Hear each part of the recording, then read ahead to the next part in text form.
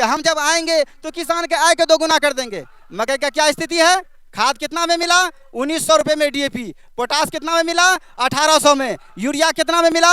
700, 500, 600 में मिला। और मकई का दाम कहाँ चला गया? 1600, 1650, 1700। ये क्या किसान का आय दोगुना हो रहा है? उसके बाद मोदी जी क्या बोले थे? जब हम आएंगे तो एक एक गरीब को जो है क्या कहते हैं मकान मिलेगा, आवास मिलेगा, एक एक गरीब को आवास मिलेगा। आज हम जिस बिहार में रह रहे हैं, जिस कटिहार जिला से हम बात कर रहे हैं, हमारे कटिहार जिला की आबादी क्या कहते हैं 70% आबादी जो है क्या कहते हैं जो फूस की मकान झोपड़ी बना के रहता है। आपके घर में क्या गाय है, माल है, बकरी है, छकड़ी है, कितना जमीन है, जायदाद है, कितने आदमी है, एक एक चीज़ों का आपके पास गिनती है। तो क्या जाति का गिनती नहीं हो सकता है? गाय माल का गिनती हो सकता है, गाय का आधार कार्ड बन सकती है, बकरी का गिनती हो सकता है, आदमी का गिनती नहीं हो सकता है। मुझे ये बताइए कि जो धरना प्रदर्शन कर रहे हैं इसका खास मकसद क्या है? इसका खास मकसद ये है कि सेंट्रल सरकार जो है बिहार के साथ जो है क्या कहते हैं अनदेखी कर रही है। उसका रवैया बिहार के साथ सही नहीं है। जब तक वो बिहार में उसकी सरकार रही तब तक तो बिहार में के लोगों को लाभान्वित करती रही, फ़ायदा देती रही। और जैसे ही उसकी सरकार गई है तो बिहार के साथ जो है सोतेलापन का व्यवहार उन्होंने अपना स्टार्ट कर दिया है। जैसे कि देखिए कि इंदिरा आवास में जो है प्रधानमंत्री आवास योजना को वो ख़त्म मिटाने के चक्कर में लग गया। मनरेगा में देखिए मनरेगा के यूनिट को जो है वो कम कर दिया। उस तरीके से और बहुत सारा काम है, राशन कार्ड का काम है, वो सब काम भी पेंडिंग पड़ चुका है। तो इस तरह से बहुत सारी ऐसी योजनाएं हैं जिसके वजह से बिहार को जो वो पीछे छोड़ता चला जा रहा है। आप तो राजनीतिक के जानकार हैं, जाति जनगणना को क्यों रोका गया? देखिए जाति जनगणना को रोकने का एक ही अर्थ है कि जाति जनगणना से सबको फायदा होने वाला था कि जाति जब जनगणना होगा, जाति जनगणना के आधार पे लोगों को अपने अपने कास्ट वाइज आधार पर जिसकी जितनी भागीदारी होगी उसकी उतनी हिस्सेदारी होगी।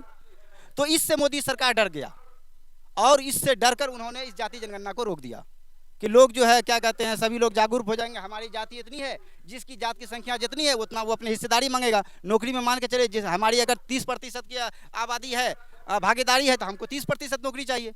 अगर यादव की 35% है तो यादव को 35 चाहिए। अगर किसी का 5 है तो उसको 5 ही प्रतिशत चाहिए। तो जनसंख्या का आधार ये क्या कहते हैं जाति जनगणना को रोकने का मतलब ही यही है ताकि लोग अपने कास्ट को जान ना पाए। और जबकि हर चीज़ की क्या कहते हैं गिनती है। आपके घर में क्या गाय है, माल है, बकरी है, छकड़ी है, कितना ज़मीन है, जायदाद है, कितने आदमी है, एक एक चीज़ों का आपके पास गिनती है। तो क्या जाति का गिनती नहीं हो सकता है? गाय माल का गिनती हो सकता है, गाय का आधार कार्ड बन सकती है, बकरी का गिनती हो सकता है, आदमी का गिनती नहीं हो सकता है। जाति जनगणना को रोक दिया गया। कुछ लोग ये कह रहे हैं कि विपक्ष में जो लोग हैं, मोदी जी कोई भी योजना लाते हैं तो विपक्ष जो है उसको रोकने की कोशिश करते हैं। जाति जनगणना के मुझे 5 फायदे बताइए। जाति जनगणना का 5 फायदा ये है। सबसे फायदा ये होगा कि सबसे पहले ये मालूम होगा एक नंबर में कि किस जात की जनसंख्या कितना है। एक जब लोगों को मालूम हो जाएगा कि हमारी जनसंख्या इतना है तो दूसरा नंबर में वो फायदा लेगा कि हमको जनसंख्या के आधार पर हिस्सेदारी चाहिए। तीसरा नंबर पे वो क्या कहते हैं अपने आप को सर्टिफाई होगा, अपने आप को सर्टिफाई होगा। वो अपने क्या कहते हैं जनगणना के हिसाब से वो अपना पैर बढ़ाएगा या आगे काम करेगा।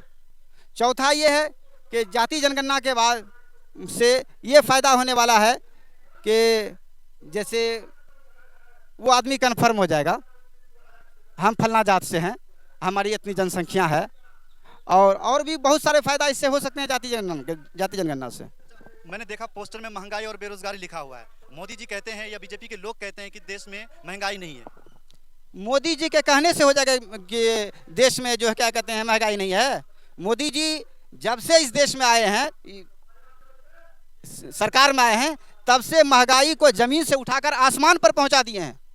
मोदी जी जब से आए तो आप गैस सिलेंडर का हाल देखिए क्या है। 400 का गैस सिलेंडर 1250 हो गया।